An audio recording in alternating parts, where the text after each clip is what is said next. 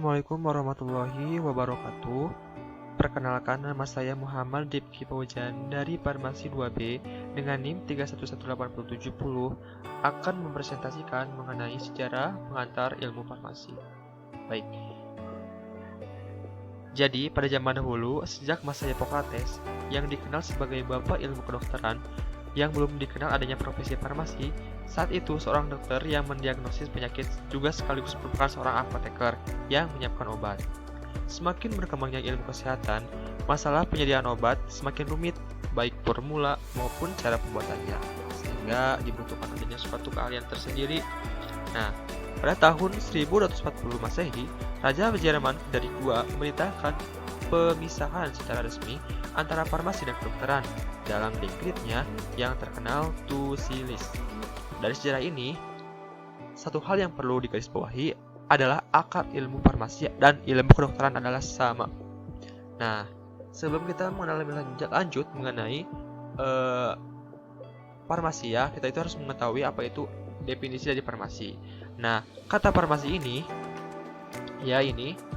berasal dari kata pharma, merupakan istilah yang dipakai pada tahun 1400 sampai 1600.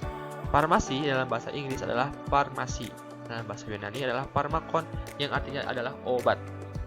Nah, jadi farmasi merupakan salah satu profesi di bidang kesehatan yang meliputi kegiatan di bidang penemuan, racikan, informasi, dan distribusi obat. Nah, perkembangan ilmu farmasi. Ilmu farmasi awalnya berkembang dari para tabib dan pengobatan tradisional yang berkembang di Yunani Timur Tengah, Asia Kecil, Cina, dan wilayah Asia lainnya. Hanya ilmu pengobatan dimiliki oleh orang-orang tertentu secara turun-temurun dari keluarganya. Cina, tabib, dan Yunani itu pendeta. Nah, namun ada juga dewa pengobatan atau Asklepios yang menugaskan Hygieia untuk meracik campuran obat yang ia buat. Contohnya itu apoteker. Nah, di Mesir ada juga farmasi mendatangi orang sakit dengan menyiapkan obat. Pada tahun 2735 sebelum Masehi, buku pengobatan pertama ditulis Cina.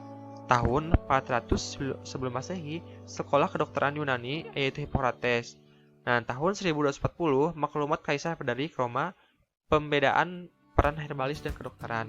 Masing-masing ahli ilmu mempunyai keinsafan, standar etik, pengetahuan dan keterampilan sendiri-sendiri yang berbeda dengan ilmu lainnya. Sejarah baru perkembangan ilmu farmasi sebagai ilmu yang berdiri sendiri. Nah, di sini ada tokoh-tokoh besar farmasi ya. Ada salah satunya ada 3 tokoh yang saya cantumkan ya di sini. Yang pertama ada tokoh dari Hippocrates, yaitu bapak ilmu kedokteran. Di mana Hippocrates ini menerangkan obat secara rasional dan menyusun sistematika pengetahuan kedokteran serta meletakkan pekerjaan kedokteran pada suatu etik yang tinggi. Yang kedua ada Dioscorides pada abad 1 Masehi. Nah, ahli botani, di mana dia itu ahli botani dan juga merupakan suatu ilmu farmasi dengan hasil karyanya itu De Materia Medica dengan obat yang dibuat yaitu Opium, Ergot, Hyoscyamus, dan Cinnamomum. Jadi dia tuh sebagai ahli botani ya, terus mempunyai karyanya tuh De Materia Medica dengan obat yang dibuatnya tuh Opium, Ergot, Hyoscyamus, dan Cinnamon ya. Yang ketiga ada Ibnu Sina. Nah, jadi si Ibnu Sina ini menggabungkan pengetahuan pengobatan dari berbagai negara yaitu Yunani, India, Persia, dan Arab. Pengobatan lebih baik, menulis beberapa buku tentang metode pengumpulan dan penyimpanan tumbuhan obat, dan menuliskan buku cara pembuatan sediaan obat seperti pil, suppositoria, dan sirup. Nah, perkembangan obat. Awalnya ini pertamanya itu tanaman dulu ya, lalu menjadi obat tradisional. Sampai akhir abad 19, obat ini menjadi produk organik atau organ-organik dan tumbuhan yang dikeringkan atau segar, bahan hewan atau mineral. Keterbatasan ini pada awal perkembangannya tuh dimana masih banyak menimbulkan efek-efek toksik ya bila dosisnya terlalu tinggi ataupun pada kondisi tertentu penderita. Kan di zaman dulu mah belum tahu ya dosisnya, jadi yang penting berkhasiat, tapi tidak tahu bahwa semakin tinggi dosis maka akan menyebabkan toksik ya. Belum tentu obat itu menyembuhkan, tapi obat juga bisa menjadi racun ya. Yang kedua ada aktivitas yang seringkali berbeda tergantung dari asal tanaman dan cara pembuatannya. tergantung musim. Nah, diawetkan dengan pengeringan. Nah, pengembangan obat baru. Pada tahun 1897, Felix Hoffmann menemukan cara menambahkan 2 atom ekstra karbon dan 5 atom ekstra karbon dan 5 atom ekstra hidrogen ke dalam sari pati kulit kayu wilau. Nah, menjadikan asetosal dan industri obatnya itu oleh Bayer.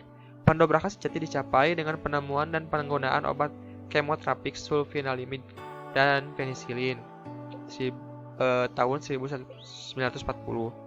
Nah, pada Perang Dunia Kedua, penemuan obat secara massal, ada obat TBC, hormon steroid dan kontrasepsi serta antipsikotika. Nah, di Indonesia, tahun 1896 berdiri industri Kina di Bandung.